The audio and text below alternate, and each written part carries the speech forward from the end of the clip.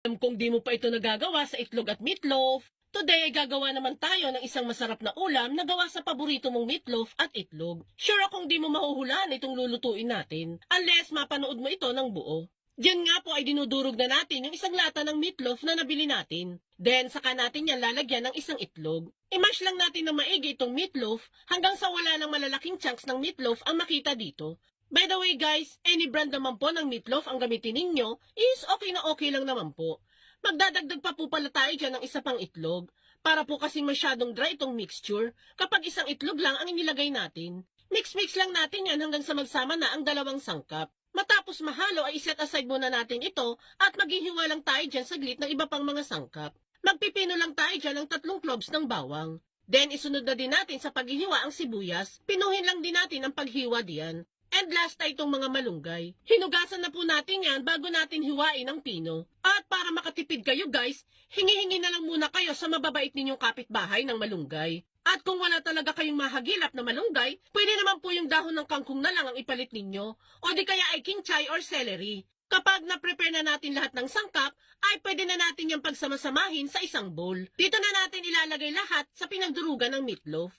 Para po magaya ninyo itong recipe natin, ilalagay ko po yung complete list ng ating mga ingredients sa comment section. Check nyo na lamang po. Kapag nalagay na ang nahiwang gulay, ay magsisred naman tayo dyan ng carrots. Pangdagdag kulay at dagdag sustansya din kasi itong carrots sa gagawin natin. Kapag natapos na sa pag-shred, ay maglalagay naman ako dyan ng asin, seasonings, at paminta.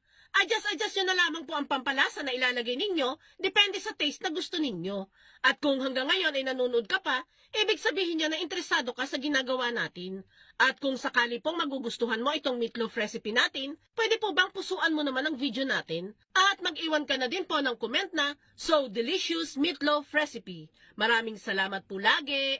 Once mahalo-halo na nating maigi ang mga sangkap natin dito, ay ilalagay ko na itong meatloaf mixture sa isang piping bag. Optional lang naman to guys. Gumamit lang ako niyan para mas mapadali ang paggawa ko mamaya. Kapag okay na ang lahat, ay proceed na tayo sa next step. Dito po ay meron tayong biniling halagang 25 pesos na large size lumpia wrapper. Hatiin lang natin yan sa dalawa para mas madami ang magagawa natin. Sure akong alam na alam mo na itong lulutuin natin.